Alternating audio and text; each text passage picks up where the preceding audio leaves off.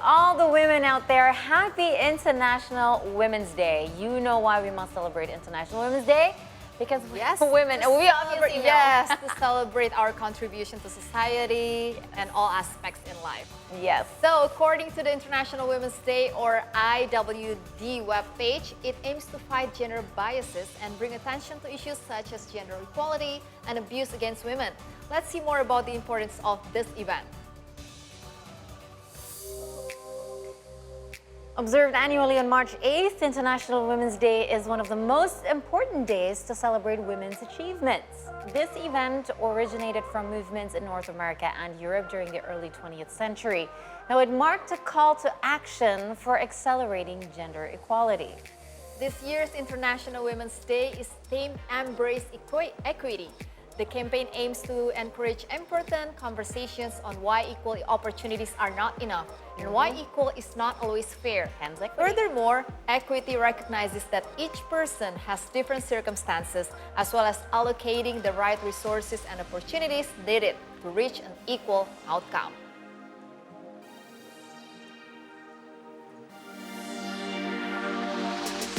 Now, this is not Wakanda Forever.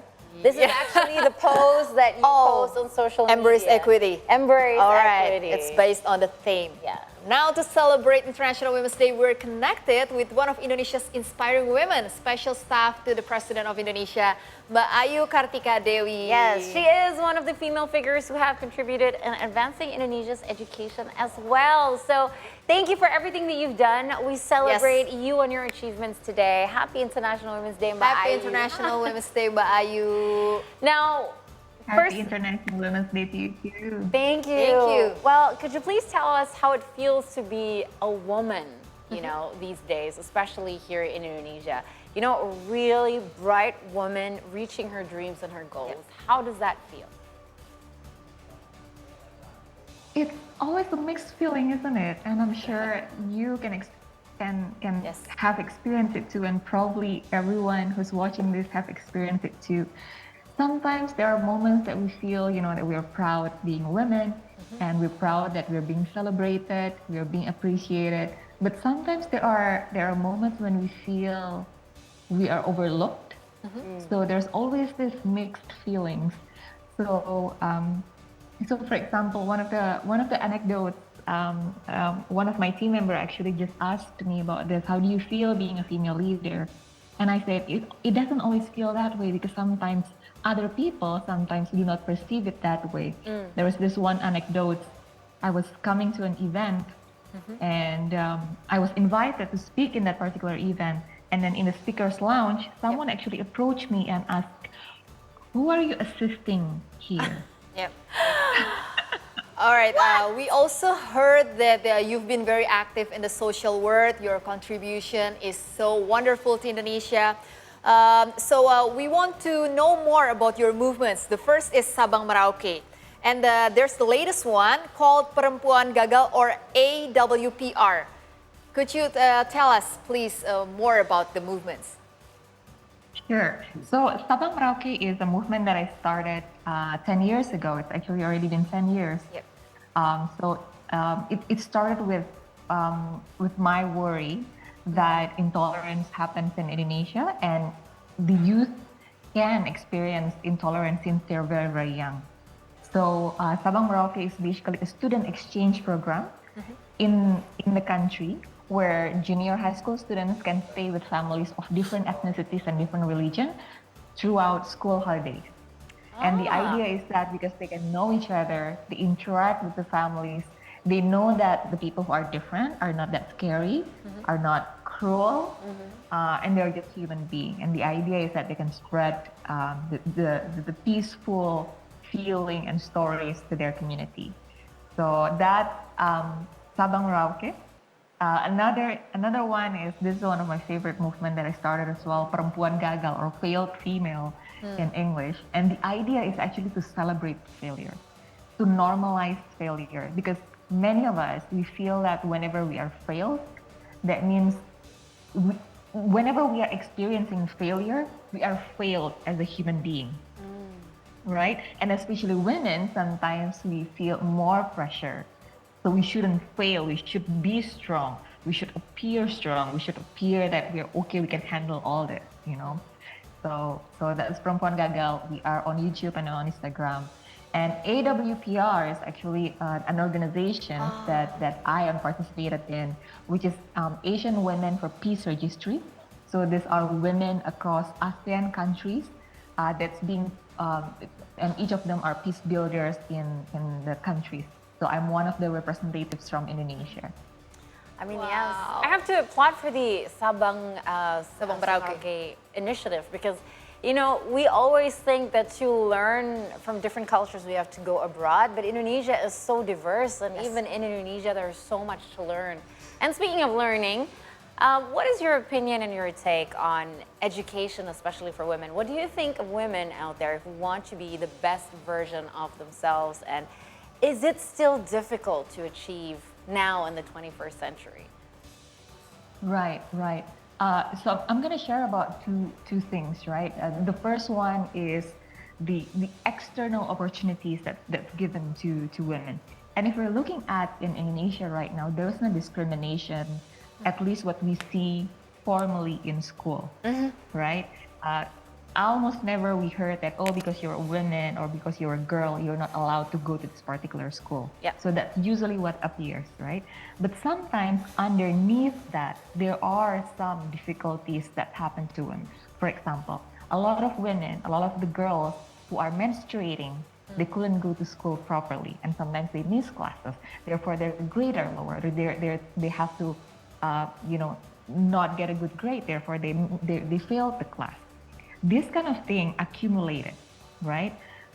So for example, bullying, sexual harassment that can happen in anywhere, including in schools, unfortunately. This also impacting women.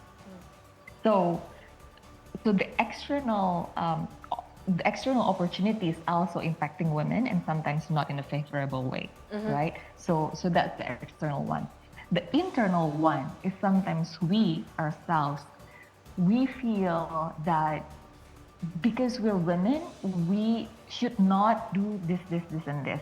That's why one of my favorite things to say to any of my mentees and people who are joining my program is that never allow someone to forbid you to do something because you're a woman. Because a lot of this, you're a woman, that's why you shouldn't do A, B, C, There's always something behind that sentence, and it's almost always not accurate. Because you're a woman, you're not supposed to be a leader. Because you're a woman, you're not supposed to be at the camera. Because you're a woman, you're not supposed to be too smart. And so on and so forth. Yep. So, in your opinion, what is the concept of emancipation? Maybe you've explained a little with your story, just like you told us. But can you tell us more your concept of emancipation? Yeah, absolutely. There is this one concept that I absolutely love when we talk about emancipations, right? So there is a cultural role and there is biological role, right? So I'll explain the biological role first. The biological role is something that's embedded in female because of whatever the organs that we have. So for example, giving breast milk to babies is biological role of the female. Whether we want to use that role or not, it's our choice, right? Yeah. Having babies, carrying baby is a biological role because only female have uterus. Male doesn't have it. Whether we want to use it or not, it is our choice, right? Producing sperm, it is biological role of a male. Even though women wants to do it, if, for example, we want to do it, we cannot because we just cannot produce sperm, right? So that is biological role. And there are so much more cultural role that sometimes being muddled in the conversation. So for example, being a leader, being in front of the camera, being on the stage, being a representative of a country, study abroad, work in a corporate setting, whatever. All of this, taking care of a baby, cooking, driving, doing extreme sports, or sewing, anything. So a lot of these are cultural role, and cultural role it should never be associated with any gender. So a lot of this, remember the sentence that I said earlier, a lot of the sayings that, oh, you shouldn't do this because you're a female, it's usually the cultural role. You shouldn't be a leader because you're a female, or it can be the other one. You shouldn't be cooking because you're a guy, right? So this is cultural roles. So the simplest answer when we talk about emancipation is be very clear in our head. What are we talking about? Are we talking about biological role, which is usually it is embedded in our biological body? Yes. Or are we talking about cultural role? If it's cultural role, and it's always interchangeable. Yeah, I agree. Yep, I Very agree much so much. Yeah, we love your point. Yes, for sure. So we want to ask you one last question. What hopes do you have and wishes for women in this International Women's Day? And I really would love to hear your take on something that you've mentioned before, right? Something about the system and the environment that needs to be set so women can flourish and have the same opportunities. What do you think, and what are your wishes for women in the future? That internally, I wish that more women becomes more brave to embrace who they are, and not see themselves as a second-class citizen or second-class family members. You know, we are who we are, and you do you. You know that you have your dream, you have your passion, you have yourself. You do you. And Yes. it's only us who can define what do we want to be, not the men and not other women. It's who we are, Yep. right? And that's the first one. And the second one, I wish structurally women are involved in more decision-making processes. Amen. Yep. Because, Amen to for that. example, if we're talking in peace building, right? Because I was mentioning about AWPR earlier, peace building processes that involves women reach peace earlier, and the peace is maintained longer if women are sitting on the table. Research said that, and it is true in so many different topics that prevailing in humans' life. So women need to sit on the table. Yep. There must be Wow, space yes. for women, representation at the top to make sure that the message gets come across all the way to the bottom. Thank you so much, Mbak Ayu Kartika Dewi, for your insights, and happy International Women's Day to one of the strongest and most influential women here in Indonesia. Thank you so much, Thank Mbak Ayu you. Kartika. We really enjoyed interviewing you. Such an inspiration to us. Thank you. Thank you.